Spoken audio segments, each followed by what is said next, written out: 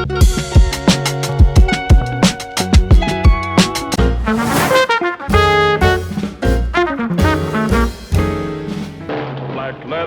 leather, smash, smash, smash. Black leather, crash, crash, crash. Hi, I'm Mug with Terry Talks Movies, and welcome to Science Fiction Saturday, and welcome to Halloween, because it is all three of those things. And I just ate a gummy eyeball, which is full of very sour stuff. So it's going to take a moment or two for my throat to recover from that. As promised, this time around I'm going to be doing what for me is, after watching it again today, the best science fiction movie Hammer Studios ever did. It is 1962 Joseph Losey joint, The Damned, known in some parts of the world as These Are the Damned, starring Dora Carey, Shirley Ann Field, Vivica Lynn-Falls, Alexander Knox, and Oliver Reed. Don't ever do that again, Joni. I'll do what I like, King. Do you think I'll let a man put his dirty hands on you? So how is everybody? Do you have any leftover stuff? Because I've got that. I've got some tarantulas. We do get a few kids come around. I mean, there's a new thing here. But for Halloween, we did get a few little kiddies come around. There was a couple of Toy Story characters, a couple of other spooky kids with their mum. So it was quite nice, and the tiny little kiddies getting their lollies. And I don't know whether they know these are sour or not, but a couple of kids took them. And so their parents are going to be dealing with the aftermath of that. But anyway, let's get to the movie. So I'm going to be reviewing the movie, but I'm also going to be doing spoilers. So if you haven't seen it, just be aware of that, okay?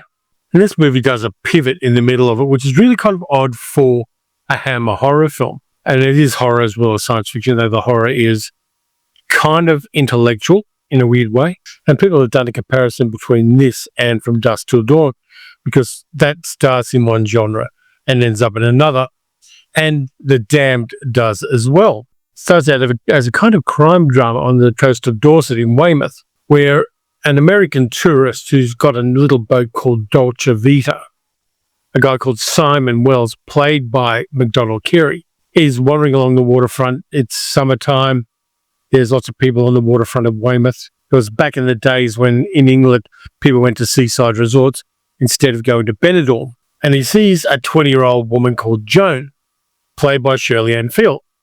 And she's wearing capri pants with a camel toe. He takes a liking to her and talks to her. And she lures him into a side street where her brother King and his gang mug the guy, beat him up, take his wallet, and leave him bleeding in the gutter. A tale as old as time. So Simon cleans himself up and goes back to his hotel, where he meets a man called Bernard, who is running a military establishment in the local area, and Bernard's companion / old lover, Freya, who's a sculptress, played by Vivica Lynn-Falls. Bernard is played by Alexander Knox, the Canadian actor who did a lot of work in England. King is, of course, played by Oliver Reed, and he does a nice British job of playing this conservative character who's trying to police his sister's sexuality and decides to beat up anybody who makes an approach to her. There's kind of two ways about King. There's one possibility, which is that he has incestuous feelings for his sister, which is icky enough, but he hangs around with a whole bunch of leather boys. His gang are dressed up in fetishistic amounts of leather, and King has never had a girlfriend. One interpretation could be that he's jealous that his sister is attracted to men, and deep in his heart, he's pissed off that he isn't. There's another interpretation of that character, just throwing it out there. So Simon meets Joan again, and they get on a little better, and King and his gang see that they're on Simon's boat, and Joan and Simon escape on the boat and end up along the coast. They go up to what they think is an abandoned cottage, make love, and then sneak out when the owner of the cottage, who is Freya, Vivica Lynn-Fall's character, returns to the cottage. And they scramble down the hills, being chased by King's gang, because King's gangs followed them. They've got scouts everywhere. And they end up going down a cliff and finding a secret entrance. Find a secret entrance to a hidden cavern underneath a military establishment, where a bunch of children who are all 11 years old are being taught by CCTV and have never left the cavern. They're living down there. They're being trained in all sorts of things. They make their own food in a chemistry lab, and they never see any human being who isn't in a large protective suit. What Simon and Joan don't know is these kids are the children of mothers who were part of a radiation accident, and the kids are highly radioactive. Their skin is very cold to the touch, and being around them for too long is lethal. Said there were going to be spoilers. King also turns up and he's rescued from the water by one of the children, a young boy, who attaches to him like a baby bird. And the three of them hide in the secret hidey hole that the children have away from all of the television cameras that are monitoring them 24 hours a day.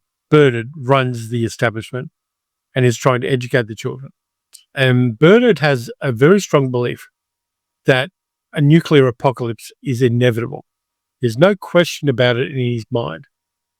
And so these radioactive kids who are resistant to radiation are going to be all that's left of the human race, and he wants to train them so that when the bomb goes off and radiation automatically opens the doors to their prison, they will be well equipped to kickstart the human race again, even though there's only 11 on. It's a stupid idea. But Bernard has convinced the military establishment and the English government and the British government that this is the way to go. And he's been training these children for 11 years. So Freya and him have some dialogue about the inevitability of nuclear war. Freya's more optimistic about the human race, even though she's a sculptress who makes sculptures of birds and men who look like they've been blasted by a nuclear weapon. It's very kind of Hiroshima/Pompeii, her artwork. And the artworks are actually done by an English artist called Elizabeth Frink. And she was on set to help Vivica Lindfors with the artwork. And the artwork is very, very striking. And it becomes an interesting part of the background when Freya and Bernard are talking about the inevitability of nuclear war. Now, the director, Joseph Losey, who very much was an auteur director, he may be the only auteur that Hammer ever hired to make a movie. He was very big on the campaign for nuclear disarmament. And according to Oliver Reed, he used to take the cast out to dinner and then lecture them for hours about nuclear weapons. I can understand that. This is 1962. The Cuban Missile Crisis is around that time. Nuclear disarmament was a big, big thing then, just like global climate change is now. So you've got a whole bunch of different characters here. All of them have different character traits. King is anarchic rage. He's angry and he's actually not very bright, but he's brutal. Joan's wistful. She wants a better life and she doesn't know how to get one. And then this older American guy comes over and there's an attraction between them. And so she thinks that the relationship may lead to a better life. Simon, of course, has been divorced and he's quit his job as an insurance executive. He's taking a long holiday to work out what he wants to do. He's obviously cashed up. And so he's on that next phase of my life journey. Bernard has an idea fix about nuclear annihilation and has a very kind of melancholy duty about teaching these children so that there's a chance the human race will live past the apocalypse, even though the gene pool is incredibly small with these kids. And one of the young girls has died because of complications to her condition. And another one is sick. So he's pushing shit uphill with that. Freya is the most interesting character. Vivica Lindfors is a fantastic actress, was a fantastic actress. And her Freya plays like a very 21st century woman. She's got her own career. She's forthright. She has her own opinions and her own philosophy.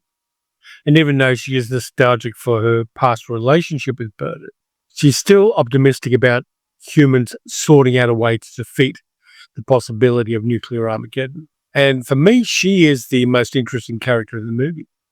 She really does feel 21st century, much more than any of the other characters in this film. And that's kind of interesting too. So Simon, Joan and King meet the kids and they're compassionate about them. They want to help them. These kids haven't had any love in their life. They've been regimented. They've been taught by CCTV. And so Simon and Joan, and to a certain extent King, feel compassionate towards these poor children. And that compassion kills them. because the kids are highly radioactive, and the three of them start getting sick with radiation poisoning. And they're sick because they care. The kids don't know they're radioactive. They know that they're cold-skinned, and they're fascinated by the warmth that King, Simon, and Joan have. They touch their faces, and there's a wonder about that. They've never felt a warm human being in their lives. And that seems really interesting. The child actors are really good in this as well. This movie does not have a happy ending. I'll be honest with you about that. But it's got so many things that work. There's the black leather bit with the leather boys on their motorcycles at the start of the movie, riding around Weymouth like they own the place. And that leads you to think the movie's going to be a juvenile delinquent thing, where it actually isn't. And more than most Hammer films, this one shot on location around Weymouth and on Chesil Beach and a number of other places. And the physical locations work really well. Yes, there are some interiors when they're underneath the hill where the kids live and all that kind of thing. But for the most part, the sense of place really works well for this movie. Everybody climbing around the cliffs and driving on the highways and the roundabouts in Weymouth, on the water as well, on the beaches, around the cliff sides, things like that. All that works. Hammer did some movies with location shooting, of course, but they were mostly closer to home around Bray Studios in the immediate area. But this one's a little bit further afield, and it works really well. It gives us a look and a feel that's not like the other Hammer science fiction and horror movies that we've had. And while I'm watching it, I'm not thinking that this is a Hammer film. I'm thinking that this is just a good movie.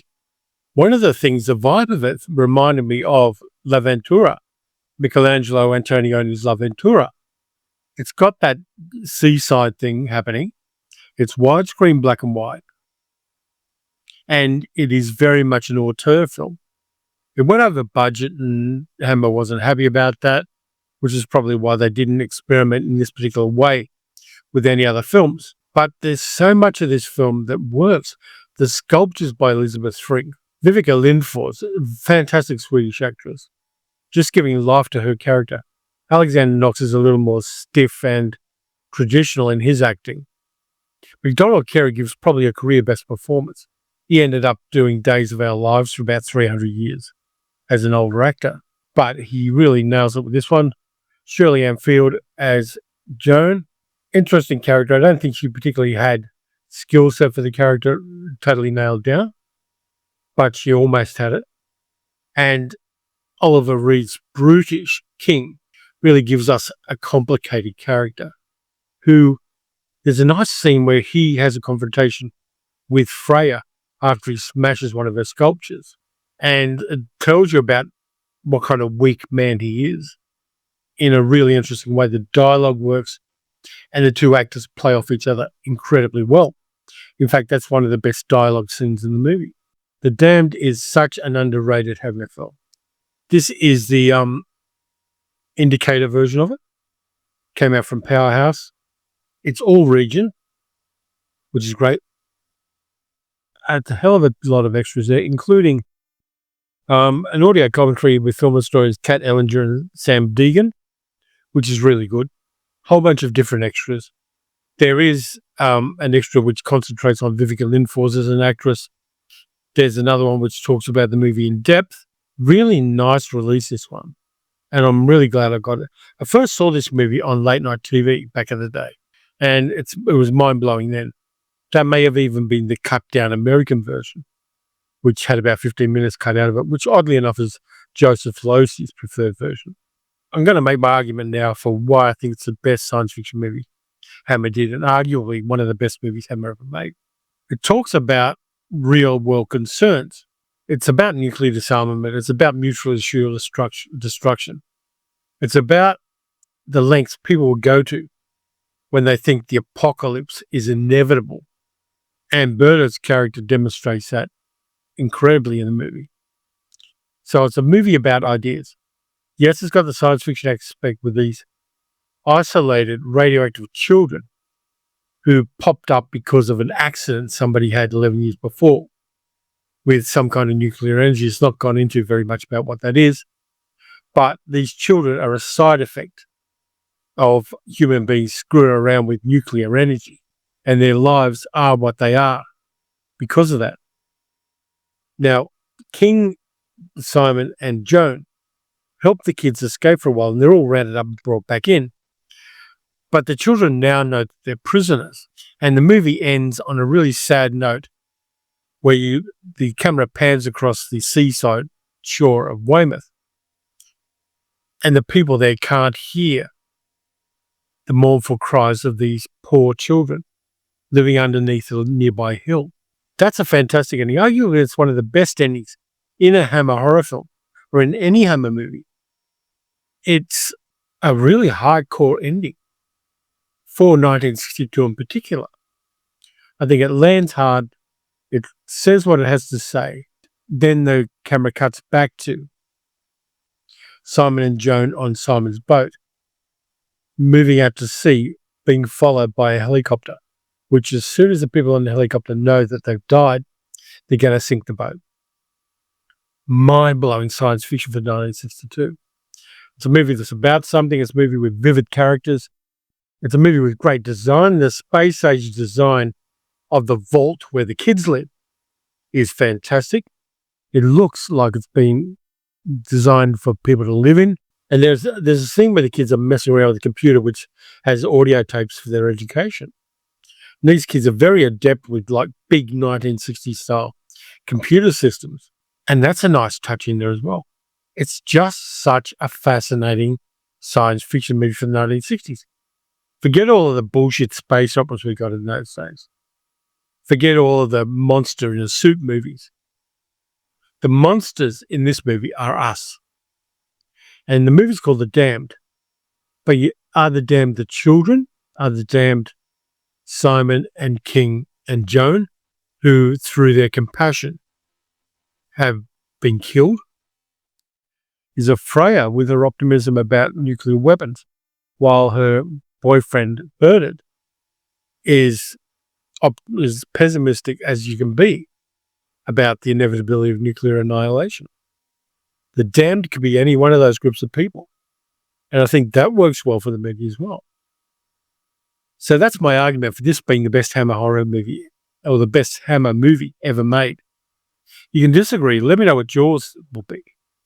But I've got a strong belief that The Damned is the best Hammer science fiction movie and the best movie Hammer ever made by letting somebody with an enormous skill set and a great knowledge of filmmaking.